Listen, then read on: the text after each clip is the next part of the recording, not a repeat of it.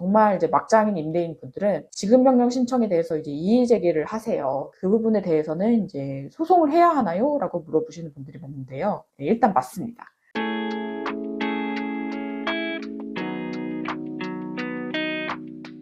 안녕하세요. 저는 한민석 변호사라고 합니다. 제가 민사상담을 하다 보면 아직 내 집 마련을 못한 보통 사회 새내기 임차인분들이 5, 60대 임대인분들한테 억울하게 보증금을 뜯길 상황에 종종 처하는 것을 보게 되는데요. 물론 저도 학생 때 이런 일을 당한 적이 있어서 임대인이 보증금을 안 주면서 하는 주장에 대해서 그 말이 법리적으로 맞는지를 한번 알아보고 임차인이 나는 어떻게 대응할 수 있을지 그 방법을 알아보도록 하겠습니다. 제 임대인이 하는 그런 주장 첫 번째는 세입자가 구해지지 않아서 보증금을 못 주겠다라는 그런 주장입니다. 이런 경우에는요, 한마디로 이제 임대인 네 사정입니다 라고 이제 얘기할 수 있겠습니다. 임대차 법리상 임차인에게 계약 기간이 만료된 시점에서 임차인은 집을 돌려주고 임대인은 보증금을 돌려주는 게 맞기 때문에 이 경우에는 이걸 핑계대면서 임대인이 계속 보증금을 주지 않는 경우에는 제가 뒤에 말씀드리는 법적 조치를 취하시는 것을 추천드립니다. 그 다음에 벽지나 바닥이 상해서 수리 비용을 보증금에서 깎겠다고 그렇게 주장하는 임대인들이 있습니다.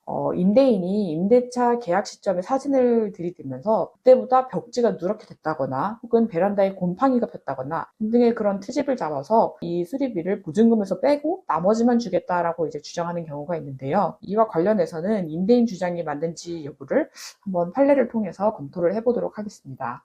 서울중앙지방법원 2007년 5월 31일 선고 합의부 사건인데요. 임차 목적물의 손모의 발생은 임대차라고 하는 계약의 본질상 당연하게 예정이 되어 있고 따라서 건물의 임차인에게 건물 임대차에서 생기는 통상의 손모에 관해서 원상회복 의무를 부담시키는 것은 임차인에게 예상하지 못한 특별한 부담을 지우는 것이 되므로 그러한 특별한 원상회복 의무를 부담시키기 위해서는 애초에 그런 임대차 계약의 특약에서 명확하게 합의가 되어 있어야 한다라고 이렇게 판시를 하고 있는데요. 즉 월세나 전세를 받고 이렇게 빌려주는 형태이기 때문에 그 전세나 월세에는 어느 임차인이든 쓰면서 발생할 수밖에 없는, 즉 세월이 흐르면서 발생할 수밖에 없는 마모에 대한 수리 비용이 이미 그 임대차 월세에 이제 들어가 있다는 것이죠. 그래서 구체적인 특약이 없는 경우에는 임차인에게 이런 벽지라든지 혹은 장판이 이제 낡아졌다 이런 부분에 대해서 원상 복구 의무를 임대인이 청구할 수가 없습니다. 다만 여기에도 예외가 있겠죠. 임차인의 낙서라든지 정말 누가 봐도 명백히 임차 목적물을 다른 임차인에 비해서 너무 함부로 써서 저런 손해가 생겼구나라고 싶은 부분에 원상 복구 의무가 있을 수 있다고 보는데요. 따라서 이 문제 때문에 또 보증금을 못 주겠다 혹은 보증금에서 수리비를 제하고 나머지만 주겠다라고 하는 경우에는 제가 지금 말씀드리는 법적 방법을 취하시는 것이 좋을 것 같습니다. 첫 번째로는 임차인이 임대인 분께 보증금을 주지 않으면은 임차권 등기를 하겠다라고 이렇게 말씀드리는 겁니다. 지금 임대차 만료가 끝나가는 시점인데 임대인이 보증금 줄 마음이 진짜 없어 보인다라고 하면 일단 임대인에게 정 안 줄 거면 임차권 등기라는 게 있는데요. 제가 법원에 이 등기를 하겠습니다라고 하면 제가 상담했던 경우에 한 반 정도 이상은 임대인이 대부분 이제 보증금을 주겠다고 하더라고요.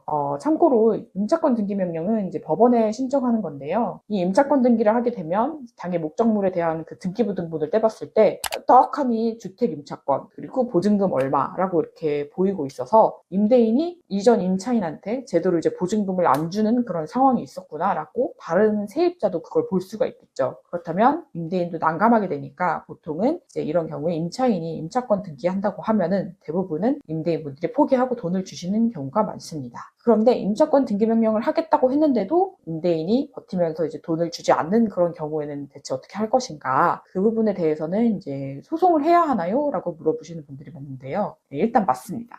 일반적인 소송은 시간도 많이 걸리는 데다가 또 물론 비용도 많이 드는 그런 단점이 있어요. 그래서 이제 보증금 같이 임대인과 임차인의 맨 처음 계약을 통해서 보증금은 얼마다 그리고 임대인이 임대차 계약이 끝나면 보증금을 얼마 줘야 된다라는 것이 정해져 있는 상태이고 그 보증금 액수가 뭐 900만 원인지 아니면 1100만 원인지 그런 액수에 다툼이 없는 그런 경우에 지급명령 신청이라는 것을 많이 하는데요. 이런 경우에 이제 지급명령 신청이라는 것을 통해서 소송을 하지 않고 한 달 3일 정도 만에 빠르게 임대인의 재산에 대해서 그 강제집행 권한을 확보하는 그런 수단이라고 볼 수 있습니다. 이렇게 해서 이제 강제집행 권한을 확보하게 되면 말 그대로 임대인 재산에 이제 빨간 딱지를 붙여서 이제 경매를 해서 내 보증금을 다시 찾아올 수 있게 되는 그런 방법인데요. 실제로 이렇게 보증금을 못 받는 경우 이제 지급명령 신청을 통해서 이제 돈을 받아들인 적이 종종 있는데요. 그런데 이제 여기까지 했는데 정말 이제 막장인 임대인 분들은 지급명령 신청에 대해서 이제 이의 제기를 하세요. 그러면 이제 그런 경우 소송으로 이제 이어지게 되는데요. 이런 경우는 이제 정말로 이제 변호사랑 상담을 더 이제 깊이 하셔야 되는 그런 부분이고요. 그렇지 않고 아까 말씀드린 대로 임차권 등기 명령이나 지급 명령 신청에 대해서 이 부분을 통해서 이제 보증금을 받을 수 있다고 하면 저는 굳이 변호사 선임을 하지 않더라도 그렇게 진행하시는 것을 추천드리고 그게 그 시간과 비용을 많이 아낄 수 있는 그런 길입니다. 그래서 여러분들도 이 동영상을 보시고 꼭 변호사를 선임하지 않더라도 그 전 단계에 여러분들이 하실 수 있는 그런 방법들을 최대한